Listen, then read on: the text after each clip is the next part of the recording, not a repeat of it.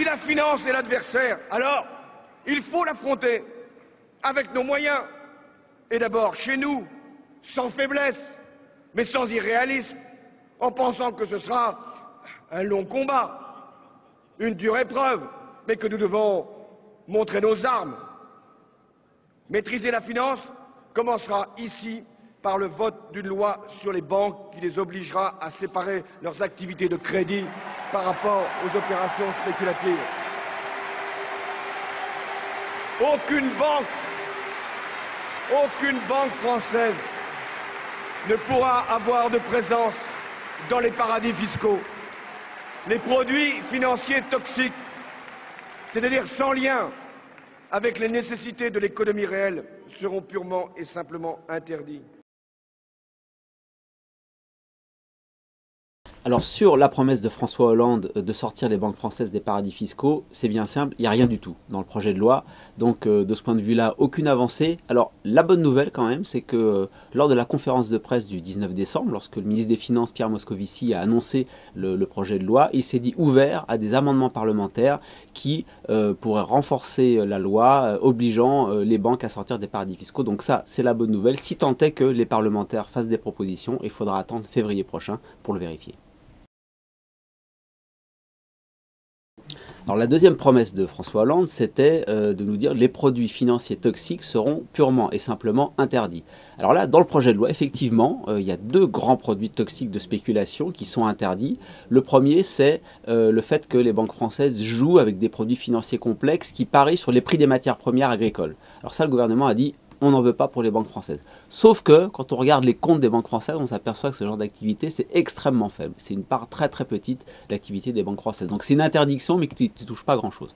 Alors l'autre interdiction, elle touche le fameux trading à haute fréquence. Hein, c'est quand les banques utilisent des ordinateurs pour passer des ordres d'achat et de vente très très très vite, hein, à milliers de secondes, et en essayant de gagner de l'argent avec ça. Alors ça, le projet de loi, a priori, nous dit que le trading à haute fréquence va être interdit, ce qui serait une vraie avancée, sauf que quand on regarde dans le détail du projet de loi, il y a marqué que ce qui sera interdit, c'est le trading à haute fréquence taxable. Et quand on va regarder le code des impôts pour savoir quelle est la part du trading à haute fréquence taxable, on s'aperçoit, d'après certains experts, que ça correspond uniquement à 20% de l'activité de trading à haute fréquence des banques françaises.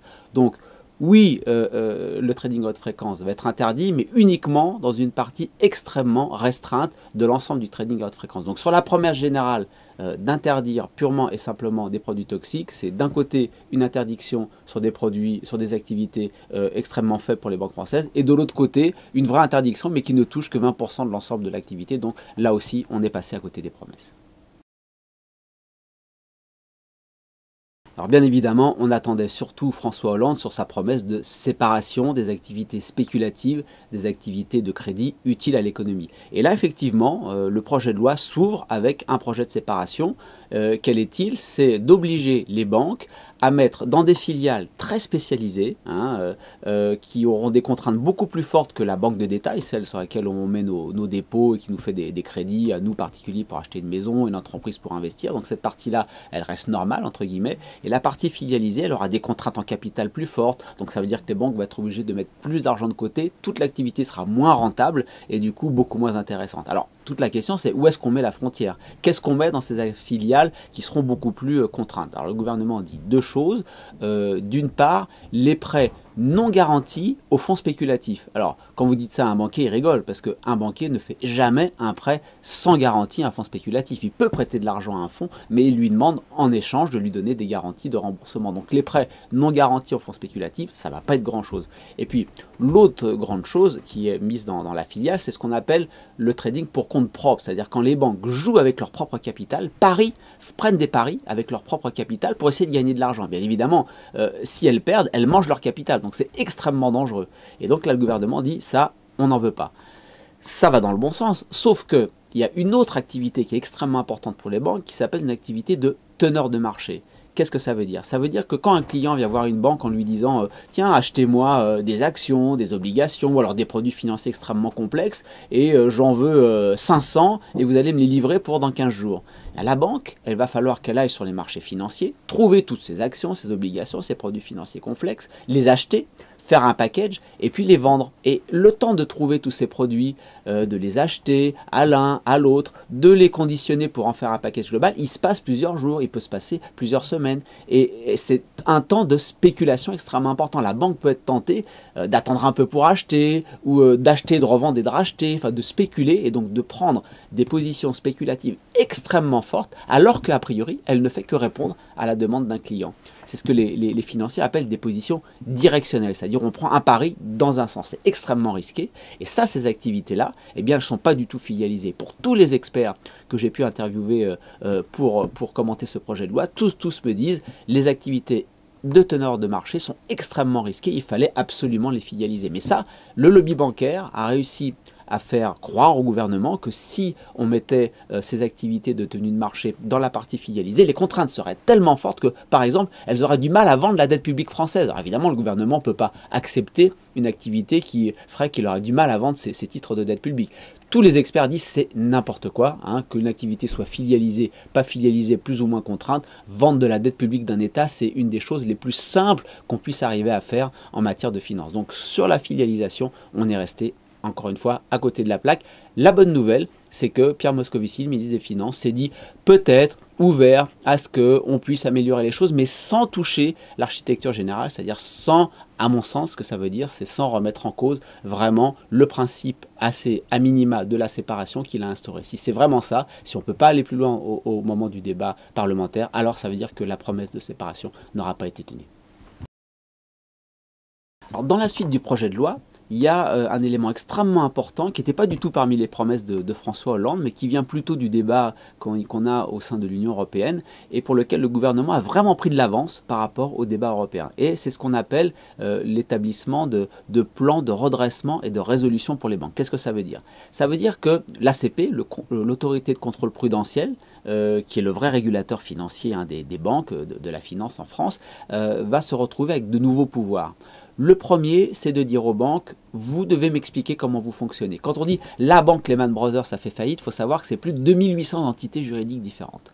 Donc les banques françaises vont devoir dire aux régulateurs financiers français, j'ai plein de filiales, mais voilà ce que fait chacune d'entre elles, voilà les interrelations entre mes filiales. Donc c'est ce qu'on appelle des testaments bancaires. Les banques vont faire un testament de leur vivant, un testament qui explique, qui explicite aux yeux du régulateur la complexité des différentes activités dans lesquelles elles sont engagées. Ça, c'est le premier pouvoir qu'a le régulateur. Deuxième pouvoir, si il y a une crise qui se produit, eh bien le régulateur, il va pouvoir aller directement voir les banquiers en disant « Toi, patron de banque, tu as fait une bêtise, je te sors, je mets un administrateur provisoire, cette partie-là ne m'intéresse pas de la banque, grâce au testament, elle sait quelle activité est vraiment utile au financement de l'économie, celle qui ne l'est pas, elle va pouvoir dire, cette activité c'est pas utile, je la vends à un de tes concurrents, celle-là tu as fait des bêtises, tu as pris trop de paris spéculatifs, on la laisse s'écrouler, et puis celle-là, celle qui correspond à l'activité de crédit, de financement de l'économie, qui est vraiment vitale au financement de l'économie, celle-là, on veut bien la sauver. Mais avant de mettre de l'argent public, comme on a fait dans tous les pays du monde après Lehman Brothers pour sauver les banques, on va dire les actionnaires vont être lessivés. Puis si ça ne suffit pas à éponger les pertes, certains des créanciers, ceux qui prêtent de l'argent aux banques, vont être lessivés. Et puis s'il y a encore besoin d'argent, eh bien il y a un fonds de résolution qui va être créé pour lequel les banques doivent contribuer jusqu'à 10 milliards d'euros à l'horizon 2020. Donc on utilisera l'argent des actionnaires, l'argent de certains des créanciers, l'argent du fonds de résolution, et si encore après on a besoin d'argent pour aider la partie de la banque uniquement qui fait du bien à l'économie, qui finance l'économie, alors on mettra de l'argent public. Et donc vraiment l'idée c'est de mettre de l'argent public en dernier ressort pour sauver le système bancaire, et ça casse complètement le lien qu'on a connu dans la zone euro entre d'une part les crises des banques et d'autre part les crises des États.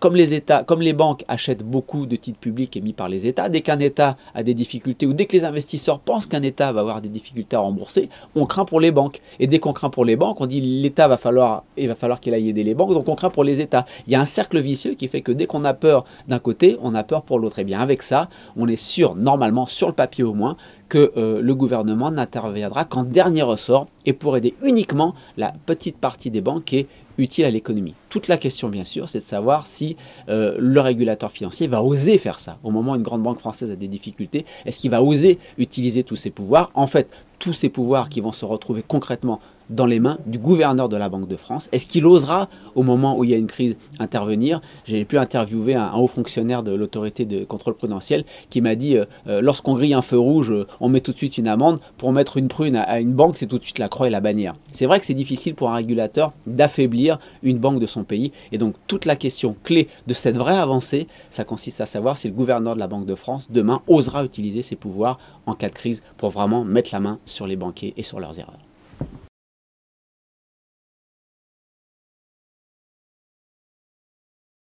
Alors, il y a un dernier point important dans le projet de loi, c'est que le gouvernement crée un conseil de stabilité financière. C'est quoi? C'est un lieu où on va surveiller d'où pourraient venir les prochaines crises dans la finance ou dans la banque française. Alors, ce conseil de stabilité financière, il est composé majoritairement des régulateurs de la finance française, des régulateurs de la bourse, des régulateurs de la comptabilité, mais aussi, il a 3 personnalités qualifiées. Et sur ces 3 personnalités qualifiées, il y a un administrateur de BNP Paribas, un conseiller d'un administrateur de BNP Paribas et une personne qui travaille à la Banque Postale. Donc des banquiers, ce qui fait dire à certains experts que ce conseil de stabilité financière, il est complètement noyauté par l'industrie bancaire. Alors la bonne nouvelle, c'est que lors de sa conférence de presse de présentation du projet de loi le 19 décembre dernier, Pierre Moscovici a dit qu'il était ouvert à des amendements parlementaires pour ouvrir un peu la composition de ce conseil de stabilité financière qui va jouer un rôle extrêmement important de vigie pour maîtriser, surveiller les potentiels de risque du système bancaire et financier français.